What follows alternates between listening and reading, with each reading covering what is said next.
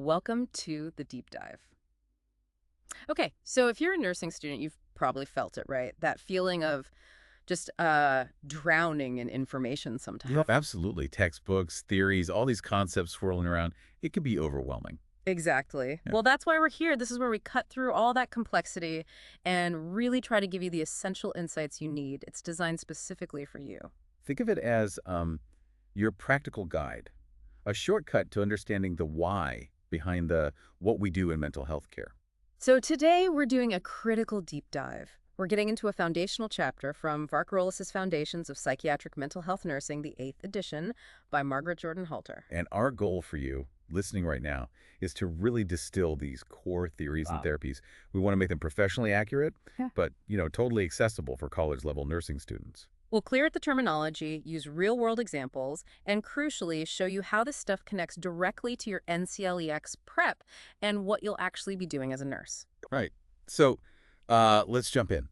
Let's start unpacking these foundational ideas. Let's do it. Where do we begin? Okay, let's start with the bedrock, understanding the mind's landscape. First up, psychoanalytic theories. And you really can't talk about this without talking about Sigmund Freud. Right, Freud. He started out looking for biological causes, didn't he? He did, yeah. He was a neurologist initially, but he shifted pretty quickly, coming to believe that most mental disorders weren't purely physical, but stemmed from unresolved issues, conflicts from early childhood mostly. And that famous iceberg analogy he used, I find that really helpful for visualizing the levels of awareness. It really is. So the tip of the iceberg, the part you see above the water, that's the conscious mind. It's everything you're aware of right this second. Hmm. Perceptions, thoughts, feelings. Okay, simple enough. Then just below the surface is the preconscious. This is stuff you can access if you try, like remembering what you had for breakfast or your clinical instructor's name. You just need to retrieve it. Makes sense. But the really big part. Exactly. The vast hidden part underwater. That's the unconscious. This is where Freud believed all the repressed memories, deep-seated passions, unacceptable urges, maybe trauma. All that stuff resides. So it's powerful but hidden. How does that impact us? I mean, if it's unconscious. Well, that's the key. It exerts this powerful, unseen influence on our conscious behavior, our thoughts, our feelings. And accessing it directly, Freud argued, usually requires help from a trained therapist. So for a nurse, understanding this exists helps us appreciate the complexity, right? That maybe a patient's reaction isn't just about the now. Precisely. It encourages attentive listening, looking beyond the surface. Now, Freud also broke down personality into three interacting systems. First, the id. The id, that's the totally primal part, present from birth. Yeah, totally unconscious, impulsive. It's the source of all our drives, our instincts. It operates on the pleasure principle, wants immediate gratification. Think of a hungry baby screaming its head off. That's pure id. Okay, got it. Then what comes next? As the infant interacts with the world, the ego develops. This is the part that deals with reality. It's the problem solver, the reality tester. It mediates between the id's demands and the external world. So the ego says, okay, id, you're hungry, but screaming won't work right now. Let's figure out how to get food. It follows the reality principle. Exactly. And then developing between ages 3 and 5 comes the superego. This is essentially your conscience. It holds the shoulds and should nots, learned from parents and society, the moral component. So it's responsible for guilt, but also pride if you live up to its standards. Right. Ideally, these three id, ego, superego work in balance with the ego in charge. If the id is too strong, you might see impulsive behavior. If the superego dominates, maybe excessive guilt or self-criticism. And when things get stressful or there's conflict between these parts, that's where defense mechanisms come in. Yes. These are unconscious strategies the ego uses to protect itself from anxiety. They often involve denying or distorting reality in some way. We all use them, but relying on them too heavily can be maladaptive.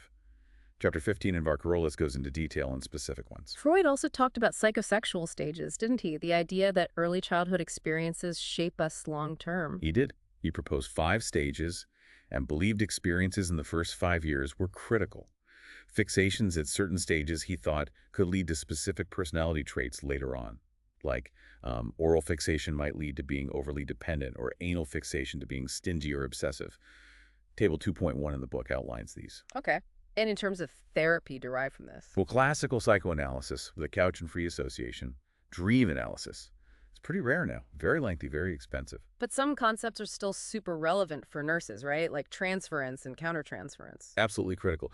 Transference is when the patient unconsciously projects feelings about significant people from their past, often parents, onto the healthcare worker. So they might react to you as if you were their critical mother or their supportive older sister? Exactly. It can be positive or negative, Yeah. but the feelings are rooted in the past, not the current relationship. Recognizing this is vital. And countertransference is the other way around. Yes, that's when we, the healthcare worker, unconsciously project our feelings onto the patient. Maybe a patient reminds you of someone you find difficult, and you react based on that, not on the patient themselves. Which highlights the huge need for self-awareness as nurses. And supervision helps with that. Definitely. It's about keeping the focus on the patient's needs, not getting tangled in our own stuff. Now, a more modern version is psychodynamic therapy. How does that differ? It's generally shorter, more focused on the here and now. The therapist is often more active. It's still rooted in psychoanalytic ideas, but aims to address current problems in relationships. Often better suited for, say, the worried well with specific issues, rather than severe mental illness. So, key nursing takeaways from Freud and psychoanalysis. Importance of childhood, behavior is complex, and really listen to understand potential underlying issues. Couldn't have said it better. We support healthy emotional environments by being aware of these dynamics. Okay. So, moving on from the inner world of the individual, what about interpersonal theories? Right. This shifts the focus dramatically. Yeah. Stack Sullivan was a key figure here. He believed that humans are fundamentally driven by the need for interaction. Relationships are central, And he saw loneliness as the most painful human condition. He also talked about security operations, things we do to reduce anxiety and feel safe, like maybe excessive neatness or always agreeing with others. These make up our self-system. That makes sense. And this led to interpersonal therapy, or IPT. Yes, building on Sullivan's ideas, IPT is a really effective short-term therapy, particularly proven for depression. The goal is straightforward. Improve interpersonal functioning to relieve symptoms. And it targets specific problem areas. Primarily three: grief and loss, especially complicated bereavement. Second, interpersonal disputes, conflicts with partners, family, colleagues. And third, role transitions, coping with big life changes, like retirement, becoming a parent, a new diagnosis. So it's very practical, focused on current relationship issues. Very much so. And this brings us to a giant in nursing, Hildegard Peplau. Yes. Peplau is foundational for psychiatric nursing. Absolutely. Influenced by Sullivan, she developed the first real theoretical framework for psychiatric nursing. She fundamentally defined our practice around the nurse-patient relationship. That shift from doing to patients to doing with patients, that was huge, wasn't it? Transformative. It positioned the nurse not just as a caregiver, but as a partner in the patient's therapeutic journey. She emphasized the therapeutic use of self. Meaning the nurse needs to be self-aware. Critically, Peplau saw the nurse as both a participant and an observer in interactions. You need self-awareness to keep your own personal needs or anxieties from interfering with the patient's care. The focus must stay on the patient. And she also applied Sullivan's ideas about anxiety. Yes, she described 4 levels of anxiety: mild, moderate, severe, and panic, and detailed how each level impacts a person's ability to perceive things and learn. Mild anxiety can actually enhance perception, but as it increases, the perceptual field narrows dramatically. And she provided interventions for nurses to help lower patient anxiety, which is obviously core to what we do. Exactly. Her work really cemented therapeutic communication and the nurse-patient relationship as the cornerstones of psychiatric nursing practice. Okay, so interpersonal theories really highlight connection and communication. Now let's switch gears again. Behavioral theories. This feels like a big jump. It is. Behavioral theories basically say, forget the internal states, forget the unconscious. Personality is learned behavior. If you want to change personality, you change behavior. It's all about conditioning. Like Pavlov and his dogs. Classical conditioning. That's the classic example, yes. Pairing a neutral stimulus, a bell, with something that naturally causes a response, food causing salivation. Eventually, the bell alone causes salivation. It's about involuntary responses. I remember that example of getting sick after eating bad coleslaw. Then later, just the smell makes you nauseous. That's classical conditioning, right? Perfect human example. Then you had John B. Watson and behaviorism.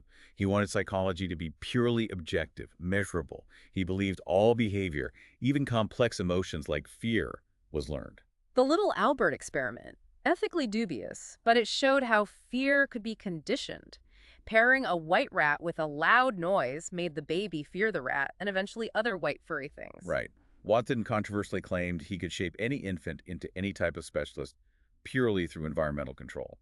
Then came B.F. Skinner and operant conditioning. This is about voluntary behaviors, isn't it? Rewards and punishments.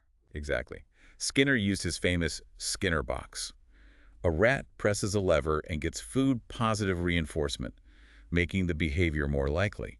Another rat presses a lever to stop an electric shock, negative reinforcement, removing something unpleasant, also making the behavior more likely. And punishment. Punishment introduces an unpleasant consequence to decrease the behavior, like getting a speeding ticket. And extinction is when you withhold reinforcement. If a behavior that used to get rewarded, like a child acting out for attention, is consistently ignored, it tends to decrease. So how do we use these principles therapeutically in nursing? Several ways. Modeling is one. The therapist or nurse demonstrates desired behaviors, maybe how to assertively ask for something, and the patient practices imitating it. Okay, role-playing, basically. Kinda, yeah. Then there's using operant conditioning directly, often through a token economy on inpatient units. Patients earn tokens or points for positive behaviors like attending group, maintaining hygiene, socializing appropriately. And they can exchange these tokens for rewards or privileges. Right. It's a structured way to reinforce desired actions and self-management skills. Very common and often effective. What about phobias? That's where systematic desensitization comes in. It's a core behavioral therapy for phobias and anxiety disorders. You teach the patient relaxation techniques first. Okay, deep breathing, progressive muscle relaxation. Exactly. Then you create a hierarchy of their fears, from least scary to most scary, related to the phobia. Let's say fear of flying. So maybe looking at pictures of planes is low, going to the airport is higher, getting on the plane is highest. Precisely. Then, while deeply relaxed, the patient is gradually exposed to items on that hierarchy, starting at the bottom. The goal is to pair the feared stimulus with relaxation instead of anxiety. It requires practice, often daily. That seems really empowering for the patient. Then there's aversion therapy. Yes, this one aims to suppress a behavior by pairing it with a noxious stimulus, like putting that foul-tasting stuff on fingernails to stop biting, or using a medication that causes nausea if someone drinks alcohol. But you mentioned ethics. Huge ethical considerations here. You must ask, is this truly in the patient's best interest? Does it violate their rights? Is there a less intrusive option? It requires careful assessment, informed consent, and close supervision. It's not used lightly. And biofeedback is also considered a behavioral therapy. It is, yes. It helps people learn to control physiological responses, like heart rate or muscle tension, by getting real-time feedback.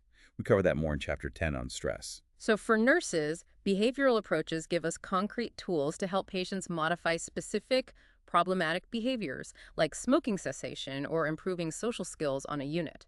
Exactly. It's about observable change. Okay, so from behavior, now we move to thoughts with cognitive theories. What's the core idea here? The fundamental principle is that thoughts precede feelings and actions.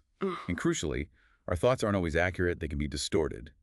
It's about the interplay between thinking, feeling, behaving, and the environment.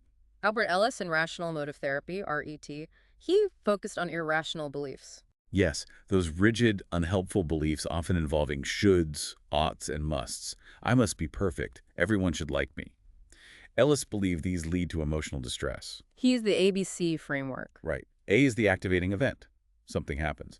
B is your beliefs about that event. C is the emotional consequence. The key insight is that A doesn't directly cause C. It's B, your beliefs, that determine your emotional reaction. Like the party invitation example. If B is parties are awful, C is misery. If B is great opportunity, C is excitement. Same A, different B, different C. Exactly. RET helps people identify and challenge those irrational Bs. Then there's Aaron Beck in cognitive behavioral therapy, CBT. CBT is huge now, very evidence-based. Hugely influential. Yeah. Beck noticed that people with depression tend to have negative biases in their thinking. He talked about schemas, which are like core beliefs or assumptions about ourselves, others, and the world. I'm unlovable, or the world is dangerous. And these schemas lead to automatic thoughts. Yes, those quick, reflexive, often negative thoughts that pop into our heads in response to situations. And these automatic thoughts are often riddled with cognitive distortions. Like what? Can you give examples? Sure. Table 2.3 lists common ones. There's all or nothing thinking, seeing things in black and white. If I'm not a total success, I'm a failure. There's overgeneralization, taking one negative event as a never-ending pattern. I failed that test. I'll never pass nursing school. Or personalization, blaming yourself for things outside your control. Right. My friend seems down. It must be something I did. CBT helps patients identify these automatic thoughts and distortions, examine the evidence for and against them, and develop more realistic, balanced ways of thinking. That sounds like hard work for the patient. It is, but it's empowering. A common technique is using a thought record, sometimes called a four-column technique, often as homework. How does that work? The patient records 1, the situation event, 2, their automatic thoughts, 3, their subsequent feelings and behavior, and then, crucially, 4, they challenge the automatic thought with a more rational response based on evidence. Like the example of Corey asking how the patient was after discharge. Automatic thought. He thinks I'm crazy. Feeling. Anxiety. Challenge. He asked because he cares. Maybe he noticed I seem better. Exactly. It helps break that negative cycle. For nurses, understanding CBT allows us to support patients in recognizing these patterns, and it's useful for us too. How so? Well, think about anxieties around clinicals. Maybe an automatic thought is, all psychiatric patients are dangerous, or I'm incompetent, I can't help anyone here. Using CBT principles on ourselves helps us challenge those thoughts, manage our own stress, and be more effective. That's a really practical application for students. Okay, let's shift perspective again to humanistic theories. This feels different. It is. Humanistic psychology, with figures like Maslow, really emerged as a third force, a reaction against the perceived negativity of psychoanalysis and the mechanistic view of behaviorism. It emphasizes human potential, free will, growth, and finding meaning. And Maslow's hierarchy of needs is probably the most famous concept here. Definitely. It's usually shown as a pyramid. Maslow proposed that humans are motivated by unmet needs arranged in a hierarchy. Basic needs must be met before higher-level needs become motivating. So at the bottom, the foundation is physiological needs: air, food, water, shelter, sleep. Right, the absolute basics for survival. Once those are reasonably met, safety needs emerge: security, stability, protection from harm, order, law. Then belongingness and love needs feeling connected, intimate relationships, family, friends, avoiding loneliness. Then esteem needs achieving things, gaining competence, getting recognition and respect from others, building self-esteem. And finally, at the peak, self-actualization. Yes, the drive to become everything one is capable of becoming, fulfilling one's unique potential. Maslow later added cognitive needs: to know, understand, explore, and aesthetic needs: beauty, order, symmetry. He studied people he considered self-actualized. What were they like? Box 2.1 lists characteristics, things like accurate perception of reality, acceptance of self and others, spontaneity, problem-focused rather than self-focused, strong sense of ethics, creativity, peak experiences. So how is Maslow's hierarchy useful for nurses? It seems a bit abstract. It has huge value, actually, in two main ways. First, philosophically, it encourages us to focus on patient strengths and potential for growth, aligning with person-centered care. We see the whole person, not just the diagnosis. Okay, that's important. And the second way? It's incredibly practical for prioritizing care, especially for NCLES questions and real-world clinical decisions. You always address lower-level needs first. Right. If someone comes in with suicidal ideation and they haven't eaten in 2 days and feel unsafe, you address safety and physiological needs immediately. Stabilize them before you delve deep into their psychosocial history. Exactly. You can't work on esteem needs if the patient feels unsafe or is physiologically unstable. It provides a logical framework for sequencing interventions. Basic needs first, then safety, then psychosocial. That makes perfect sense for prioritization. Okay, what about biological theories? This is where medicine really comes in. Yes, the biological model, often called the medical model, views psychiatric disorders as illnesses with a physical cause. Something's going wrong in the brain, perhaps involving neurotransmitters, brain structure, or genetics. Like diabetes or heart disease, but located in the brain. Precisely. A major benefit of this model is that it has significantly helped to reduce the stigma associated with mental illness. It frames it as a medical condition, not a character flaw or weakness. And the treatments are physical. Primarily, yes. The biggest impact has come from psychopharmacology, the development of medications starting in the 1950s, like chlorpromazine for psychosis, lithium for mania, later antidepressants and anti-anxiety drugs revolutionized care.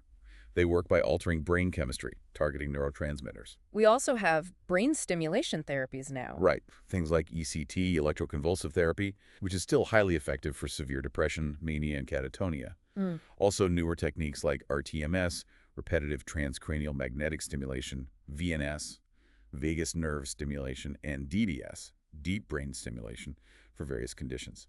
Table 2.5 summarizes these. What are the nursing implications here? Well, nurses have always been involved in physical care, so administering medications accurately, monitoring for effects and side effects, managing physical needs like sleep, nutrition, hydration, elimination. These are all key nursing responsibilities of the biological model. And preparing patients for treatments like ECT. Yes. Education, support, monitoring before and after.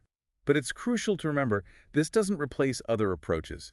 The emphasis is on holistic care, combining biological treatments with therapeutic relationships, communication, and addressing psychosocial needs. It's not just about the meds. Okay, that integration is key. Finally, let's touch on developmental theories. How do these help us? Developmental theories give us a framework for understanding how people grow and change across the lifespan, cognitively, socially, morally. This helps us tailor our assessments and interventions. Like Piaget on cognitive development in children. Exactly. Piaget mapped out how thinking evolves. The sensoromotor stage, birth to 2 years, learning through senses and actions, developing object permanence. That's the fun of peekaboo. Then pre-operational, 2 to 7 years, where thinking is magical, egocentric, they can't grasp conservation, the tall glass must have more juice. Right.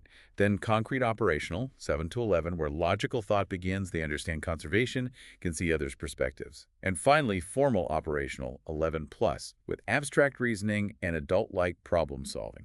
And Erikson expanded on Freud, but focused on psychosocial development throughout life. Yes, Erikson's 8 stages each present a psychosocial crisis, like trust versus mistrust in infancy, or industry versus inferiority in school age, around 7-12. Where the task is developing competence. Success or failure at each stage impacts personality development. Table 2.6 details these. There's also object relations theory. From Margaret Mahler. It looks at how early relationships, particularly with the primary caregiver, shape our sense of self and how we relate to others later. It focuses on the process of separation and individuation in infancy, needing that secure base. And theories about moral development. Kohlberg built on Piaget, proposing stages of moral reasoning, moving from simple obedience to avoid punishment, towards upholding social order, and eventually to decisions based on universal ethical principles, like justice. But Carol Gilligan critiqued Kohlberg. She did, arguing his model was based mainly on boys and overlooked an ethic of care more prominent in girls' development, emphasizing relationships and responsibility to others over abstract justice. So all these developmental theories, how do they directly inform nursing practice? They're essential for assessment. Knowing a patient's likely developmental stage helps us understand their behavior, their communication style, their moral reasoning, their psychosocial challenges. It lets us provide age-appropriate, developmentally sensitive care. Again, it underscores that holistic, patient-centered approach. Wow. Okay, we've covered a lot of ground. Psychoanalytic, interpersonal, behavioral, cognitive, humanistic, biological, developmental. It's a lot. It really is. Yeah. But hopefully you can see how each theory offers a different, valuable lens for understanding the complexities of human behavior and mental health. None has all the answers, but together they give us a much richer picture. Absolutely. And this deep dive really helps connect those theories to practical nursing assessment, communication, interventions, thinking about NCLEX priorities. Yeah. It helps make sense of the why. As you move forward, remember that understanding these theories isn't just about memorizing names and concepts. It's about building a toolkit for understanding your patients on a deeper level. That leads to a good final thought for our listeners. Maybe consider which of these theories or which concepts really resonated with you today. Why did it click? Yeah, and maybe think about how you could consciously try to apply even one principle from that theory in your next clinical interaction. Perhaps focusing on identifying automatic thoughts or using Maslow to prioritize, or just being more aware of potential transference. That's a great challenge. Remember, as you continue learning, you're not just building knowledge. You're cultivating empathy, understanding, connection. Those are the things that make an exceptional mental health professional. Well said. Thank you so much for joining us on this deep dive. From the last minute lecture team, keep going. You've got this.